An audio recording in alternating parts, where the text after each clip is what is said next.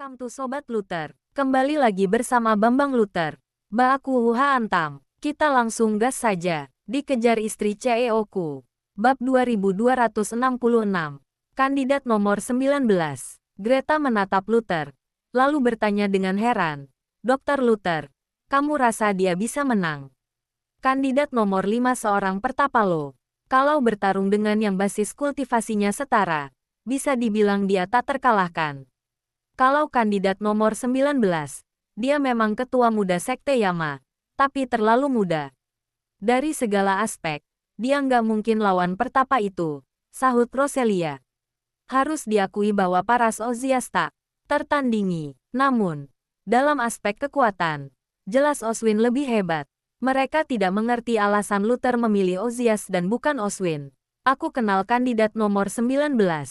Jangan lihat dia lemah lembut.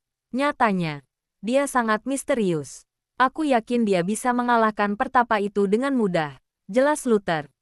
Oh ya, Greta mengangkat alis dengan terkejut. Dia tidak menyangka Luther mengenal Ozias. Dari nada bicara Luther yang santai, sepertinya dia sangat yakin dengan kemampuan Ozias. Karena Dr. Luther yakin kandidat nomor 19 bakal menang, kita bertaruh untuknya saja. Tanpa ragu sedikit pun, Greta langsung membuat keputusan.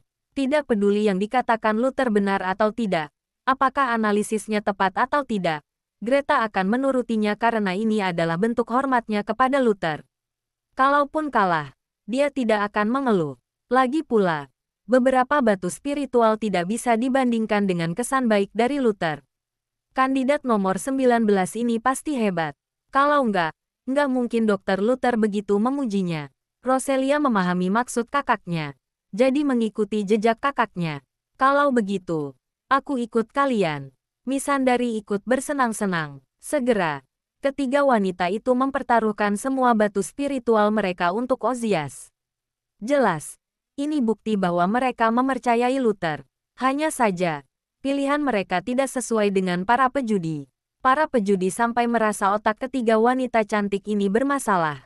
Demi mendukung pria tampan, mereka mempertaruhkan semua batu spiritual. Benar-benar bodoh. Orang cerdas pasti bisa menilai siapa pemenang kompetisi kali ini. Di hadapan Oswin, ahli bela diri master sekalipun belum tentu bisa mendapat keuntungan darinya. Apalagi pria tampan tak berguna seperti ini. Jadi, bertaruh untuk Oswin barulah keputusan bijaksana. Kak, kita pilih Tuan Ozias atau pertapa itu? Tanya Elio yang telah kecanduan judi. Jika itu dulu, Elio pasti sudah membuat keputusan sendiri. Namun, 2 hari ini dia kalah telak sampai mengambil pinjaman. Tidak seperti Elsa yang terus menang. Kita seharusnya mendukung Tuan Ozias, tapi pertapa itu kelihatannya lebih kuat.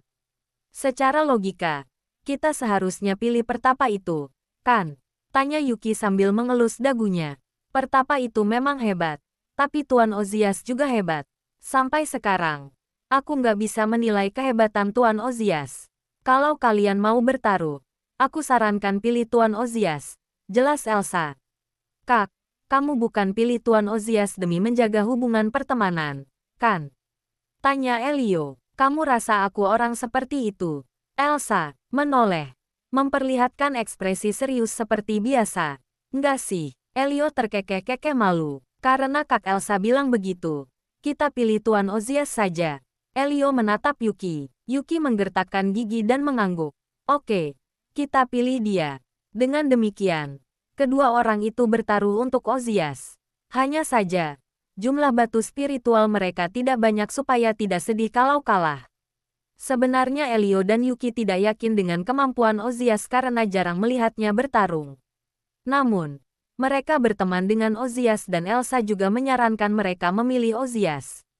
Ayo, kompetisi sudah mau dimulai. Cepat tentukan pilihan kalian. Charlotte lagi-lagi berseru. Orang-orang yang dipekerjakannya juga turut meramaikan suasana. Aku pilih Master Oswin. Aku pilih kandidat nomor 5. Minggir, jangan ganggu jalanku. Aku pertaruhkan semua asetku. Aku yakin si pertapa bisa mengalahkan pecundang itu. Para pejudi sibuk memasang taruhan. Sebagian besar memilih kandidat nomor 5. Sebagian kecil memilih kandidat nomor 19. Yang memilih Ozias 80% adalah wanita. Meskipun yakin Ozias akan kalah, mereka tetap mendukung dengan sepenuh hati. Sekalipun kalah, mereka tidak akan mengeluh. Inilah dampak dari ketampanan Ozias. Apa kalian sudah siap? Wasit berdiri di antara Ozias dan Oswin, lalu melirik ke kanan-kiri.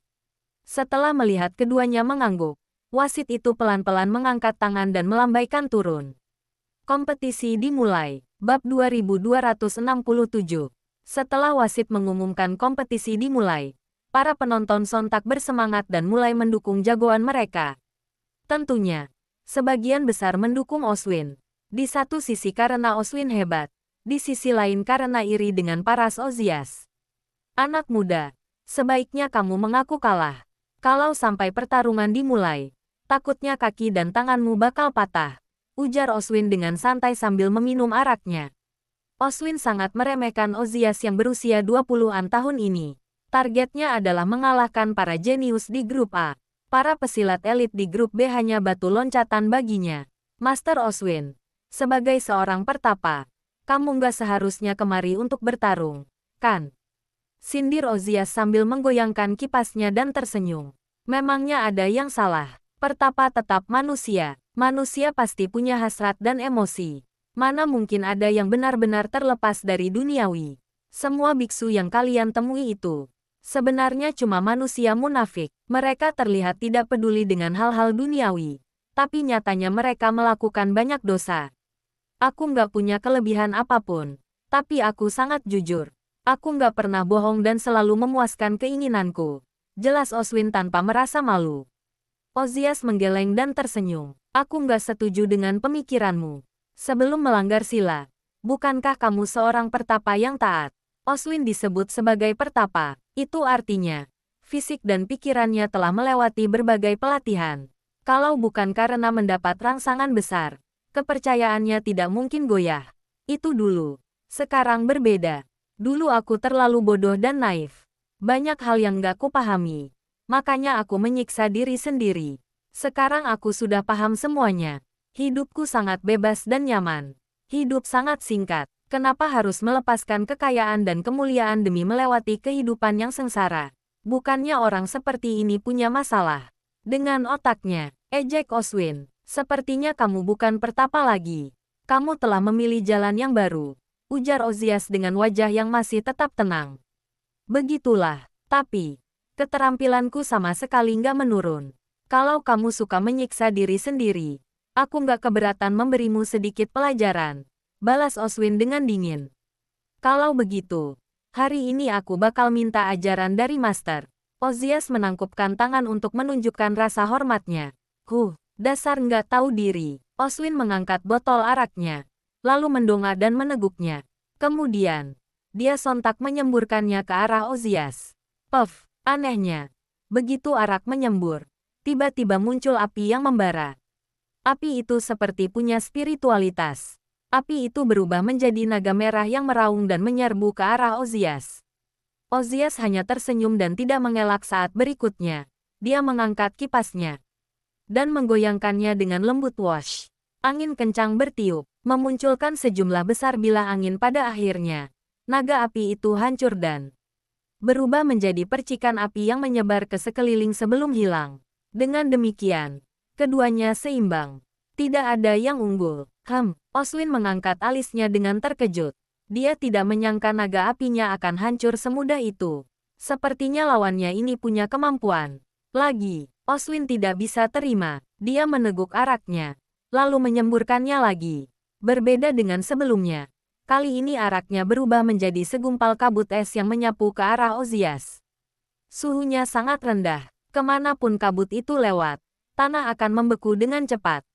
Menarik juga, Ozias makin tertarik melihatnya. Metode seperti ini sangat jarang dijumpai. Namun, Ozias sama sekali tidak menghindar. Dia hanya menggoyangkan kipasnya ke depan. Wosh! Angin kencang berembus di sekeliling. Energi yang dahsyat beserta angin kencang sama-sama menabrak kabut es. Seketika, terdengar suara derak. Kabut es yang disembur Oswin membeku dan berjatuhan, seperti turun hujan es. Hanya dalam beberapa detik, kabut es di langit benar-benar hilang dan menyisakan pecahan di lantai.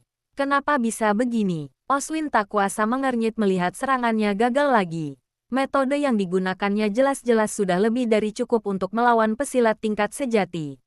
Namun, bocah di depannya ini justru berbeda. Dia berhasil menggagalkan kedua serangannya. Master, sebagai seorang pertapa, kamu malah melawanku dengan trik sulap seperti ini. Jangan meremehkanku begitu dong. Kalau mau bertarung, tunjukkan kemampuanmu, ucap Ozias sambil mengipas dan tersenyum tipis.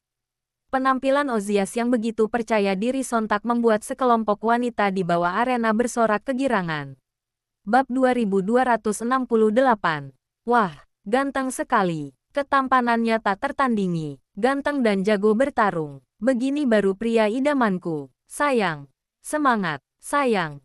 Kamu paling keren. Setiap gerak-gerik Ozias di atas arena membuat para penonton gempar.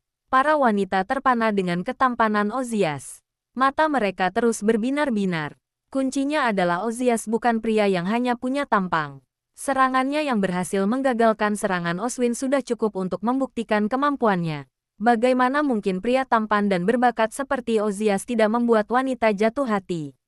Buset, paling-paling dia cuma beruntung apa hebatnya. Dia cuma sok hebat. Lihat saja penampilannya yang seperti banci. Dia jelas nggak punya kemampuan. Begitu Master Oswin mengerahkan seluruh kekuatannya, dia pasti bakal mati. Master Oswin, semangat, habisi pecundang itu. Jika dibandingkan dengan para wanita yang tergila-gila dengan Ozias, para pria justru memaki dengan kesal. Apa gunanya tampang? Pria harus punya kekuatan. Kalau memang hebat, kalahkan Oswin. Jangan cuma berpose di arena. Menjijikkan sekali. Bocah, aku nggak ngangka kamu punya kemampuan dan bisa menggagalkan seranganku.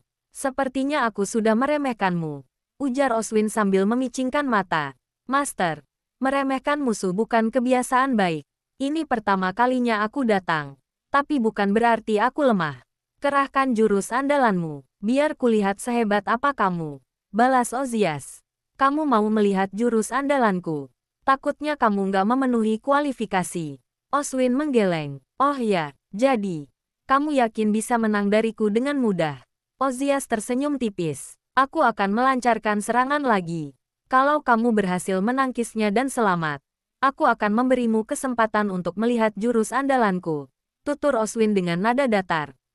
Oke, silakan. Ozias menyimpan kipasnya dan membuat isyarat tangan mempersilakan. Bocah, lihat baik-baik. Oswin tiba-tiba menarik napas dalam-dalam. Otot di seluruh tubuhnya mengembang. Begitu juga pembuluh darahnya. Saat berikutnya, seberkas cahaya emas yang menyilaukan meletus dari tubuh Oswin. Oswin dikelilingi cahaya emas, membuatnya terlihat seperti dewa yang bermartabat.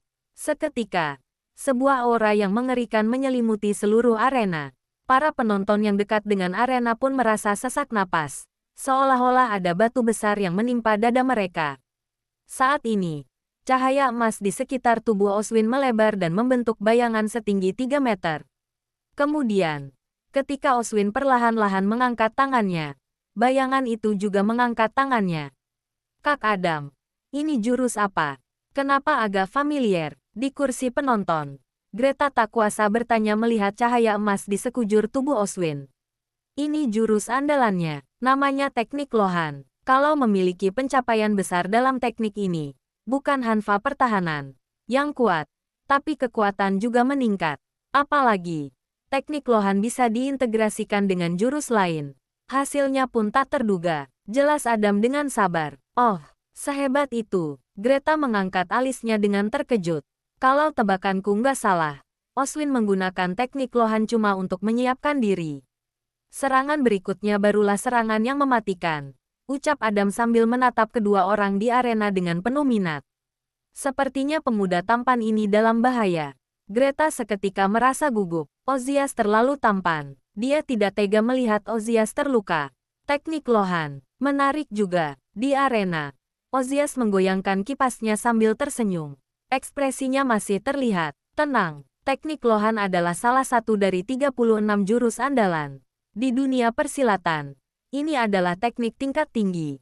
Namun, jika digunakan sendirian, kekuatannya tidak terlalu besar. Itu sebabnya Adam yakin Oswin akan menggunakan teknik lainnya. Tapak belas kasih, seru Oswin tiba-tiba setelah mengumpulkan kekuatannya. Kemudian, dia mengangkat telapak tangan dan melayangkan pukulan ke arah Ozias. Bayangan di belakang juga melakukan aksi.